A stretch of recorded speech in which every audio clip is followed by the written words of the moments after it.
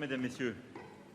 Bien, nous venons avec Monsieur le ministre de l'Intérieur, ici même, dans cette préfecture de Seine-Saint-Denis, de faire un point long sur l'ensemble des dossiers et de notre stratégie de lutte contre l'islamisme radical, les phénomènes de radicalisation, mais un point également plus large sur l'ensemble des politiques publiques. Je vais d'abord remercier notre préfet pour son accueil et avec lui l'ensemble des services de l'État.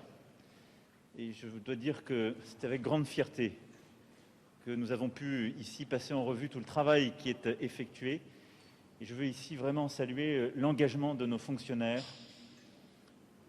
L'ensemble des ministères étaient représentés autour de la table, mais c'est autour du préfet un engagement fort dans un département magnifique, emblématique de nos défis, un département de jeunesse, un département d'opportunités économiques, un département qui porte tant d'infrastructures vitales pour notre pays, et en même temps où les enjeux sont concentrés, les difficultés migratoires, la pauvreté, et où il nous faut réinvestir encore plus massivement sur beaucoup de sujets. Le gouvernement, depuis plusieurs années, s'y est attelé avec des annonces fortes qui avaient été faites par Édouard Philippe, qui ont été confirmées par Jean Castex.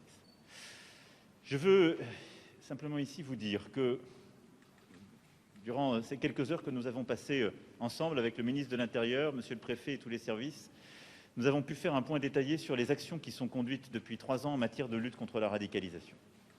Depuis 3 ans, le ministre l'a rappelé, ce sont des centaines de structures qui ont été fermées, ce sont des écoles qui ne respectaient aucune loi de la République et qui n'étaient d'ailleurs pas des écoles, qui ont pu être fermées, encore certaines récemment. Ce sont des structures qui mettaient en danger la vie d'autrui, mais surtout qui portaient une véritable idéologie de sortie de la République, de déconstruction de la République, qui ont pu être ainsi dissoutes.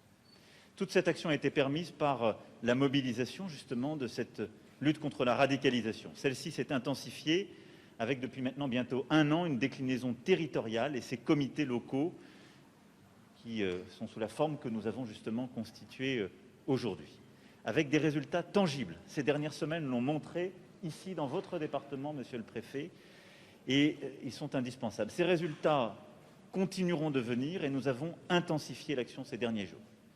Je veux remercier le ministre qui est avec moi et l'ensemble de ses services. Je l'ai dit, suite à l'attentat de Conflans-Sainte-Honorine, nous allons renforcer encore ce qui était lancé. Il ne s'agit pas de faire de nouvelles déclarations. Nous savons ce qui est à faire. Nous le savons. Et donc ce sont des actes qui sont attendus par nos concitoyens. Ces actes s'intensifieront.